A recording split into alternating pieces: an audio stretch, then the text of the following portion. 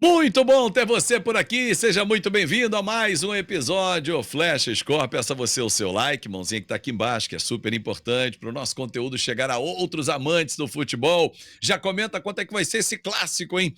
Esse jogo que tem uma história bonita, uma invasão corintiana no Maracanã, mas neste sábado, nos embalos de sábado à noite, é do desespero, porque os dois times ainda estão ali na zona da degola, na zona de rebaixamento. Para falar sobre Fluminense e Corinthians, convido o meu amigo aqui, Eduardo Gerac. Edu, seja muito bem-vindo.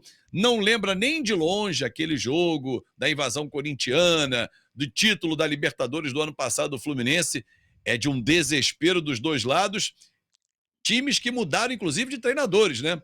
Ramon Dias já saiu, tem um turno do Vasco, completou, e o Mano Menezes assumiu no lugar do Fernando Diniz. Quanta mudança em tão pouco tempo, Edu, tudo bem? Não, tudo bem, Fábio. Grande abraço para você, para todo mundo que nos acompanha. Eu não lembro, obviamente, isso foi em 76, né? Mas eu tenho muitos amigos aqui em São Paulo que são corintianos. Se todo mundo, o pessoal mais já com, 60 anos para cima, se todo mundo que eu conheço com 60 anos ou mais, que realmente disse que estava nesse jogo aí, então realmente dá para ter noção de como foi essa invasão, né? Tem imagens muito legais da praia de Copacabana, né, tomada pela torcida alvinegra, mas eu brinco, falo, meu, não é possível que todo mundo tenha ido pro Rio, porque aí não cabia todo mundo no Maracanã, a torcida do Corinthians, que é gigantesca, né? Isso eu vou encumpridar um pouco a história, porque tem uma outra história muito legal, tem aquele famoso, já fiz muitas reportagens sobre isso, tem aquele famoso gol do Pelé na Rua Javari contra o Juventus. E a Rua Javari, para quem não conhece São Paulo, né, o estádio Juventus é um estádio muito pequeno, cabe pouca gente, mas se todo mundo, todo santista também, que fala, que viu aquele gol ao vivo, esteve realmente na Rua Javari, cabia 300 mil pessoas na Rua Javari, né? Enfim, mas Olha, são histórias nesse jogo, interessantes do mundo do futebol. Nesse jogo, Edu, muito bem lembrado, e é bom a gente contextualizar, de 5 de dezembro de 76, 146 mil torcedores, um público que jamais vai se repetir, que hoje o Maracanã tem capacidade para pouco mais da metade, 78 mil. Só de corintianos, a estimativa era de 70 mil. Então, essa história de que todo mundo estava lá, lembra 1950, quem era da época, não, eu estava na É, grande final. Tinha uns 500 exato. mil pessoas, e naquela época cabia 200 no Maracanã.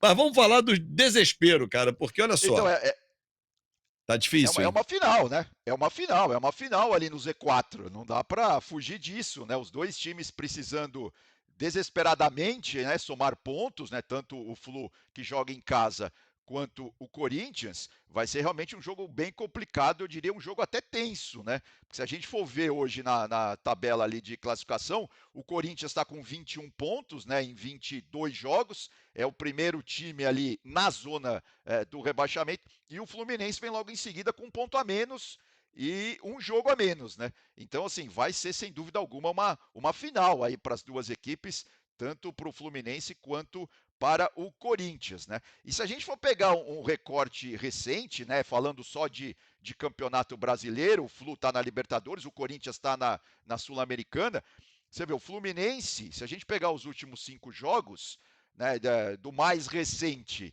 para o mais antigo, ele tem uma derrota, 3 vitórias e um empate. Do lado do Corinthians, são 2 empates, uma derrota, um empate e uma vitória. Ou seja, faz aí 4 jogos que o Corinthians não vence, né?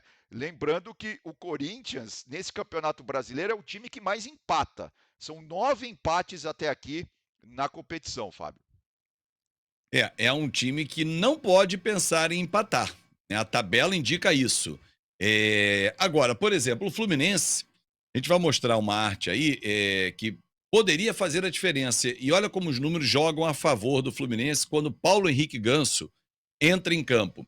Só que ele está suspenso. Terceiro cartão amarelo, Exato. não vai jogar. E ele tem sido Nem titular ele, absoluto. nem ele, nem Com o o Arias Arias, né? também. Também está Isso, e o suspenso. Mano Menezes, E o os Mano 3 Menezes. suspensos. É curioso, Exato, mas o exato. técnico também tá suspenso. O Sidney Lobo vai dirigir o time à beira do campo, os 3 por terceiro cartão amarelo. Mas o Foi Thales Magno, que volante. recém O chegou, Sidney jogava como isso, volante, né? Quando era, jogava. isso. É. Isso. E o Thales Magno, que recém chegou ao Corinthians, e já mostrou a sua importância, fez gol na Sul-Americana, fez esse gol que a gente está mostrando no Campeonato Brasileiro. Ele é uma arma ofensiva, mas o Ganso é aquele cara que organiza o meio-campo. E sem ele, o Fluminense perde um pouco da sua força. E há uma dúvida se o Mano, mesmo não dirigindo a equipe, mas ele preparou durante a semana, não vai poupar alguns porque tem um jogo terça-feira decisivo com o Grêmio, hein, Edu? Não, exatamente, né? Tem essa, você lembrou muito bem, tem essa dúvida importantíssima aí no meio-campo, né?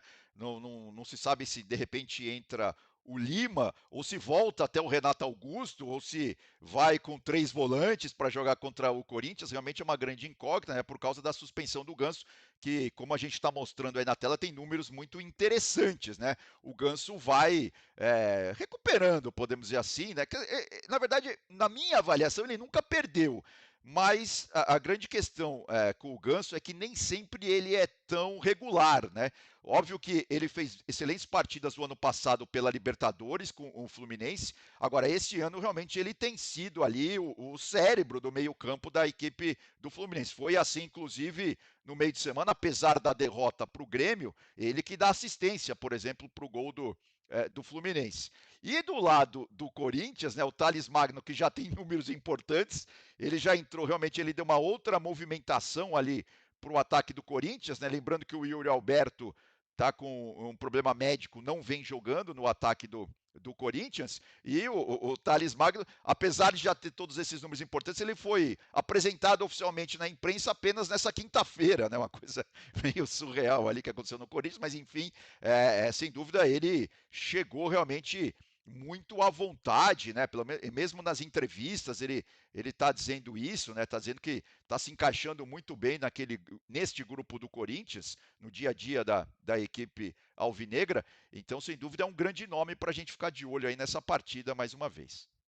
E muito bacana a apresentação do Thales Magno, que foi formado nas divisões de base do Vasco e vendido ao New York City.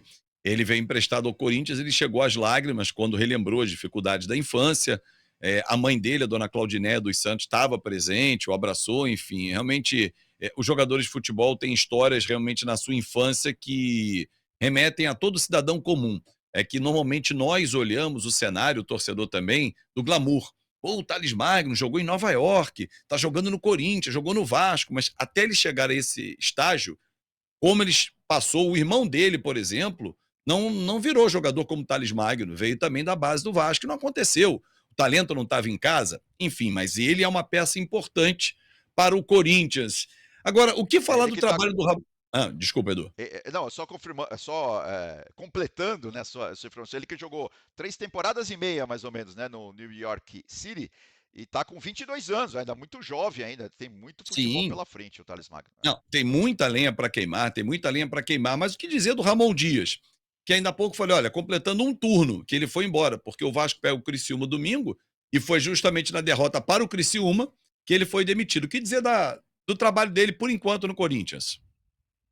Não, eu acho que o Ramon Dias ele tá com o time na mão. Cada vez mais ele vai conhecendo melhor o elenco do Corinthians, né? O Corinthians que está contratando demais também nessa janela de transferência, né? Tá chegando muita gente, chegou inclusive o Thales Magno. Então, assim, ele tá realmente dando uma cara para esse time do Corinthians. É claro que a torcida do Corinthians não está nem um pouco satisfeita onde a equipe está, né? Olhando ali para a tabela de classificação, mas olha, eu vejo com otimismo o futuro do Corinthians nesse campeonato brasileiro.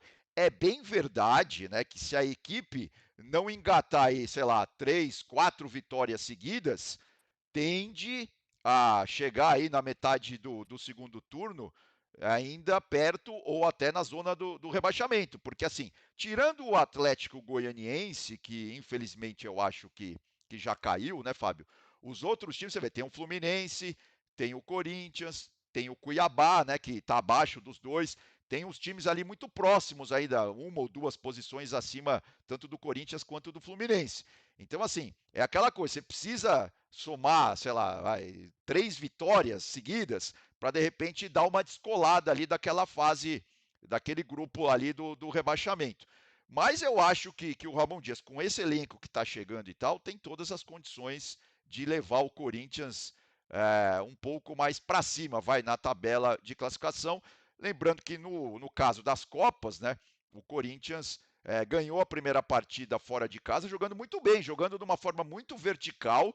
Fazia muito tempo que eu não vi o Corinthians jogando assim, né? Passou pelo Red Bull Bragantino por 2-1. Agora, na semana que entra agora, tem o segundo jogo em casa, né? Para, quem sabe, ratificar sua classificação aí para as quartas de final da Copa Sul-Americana.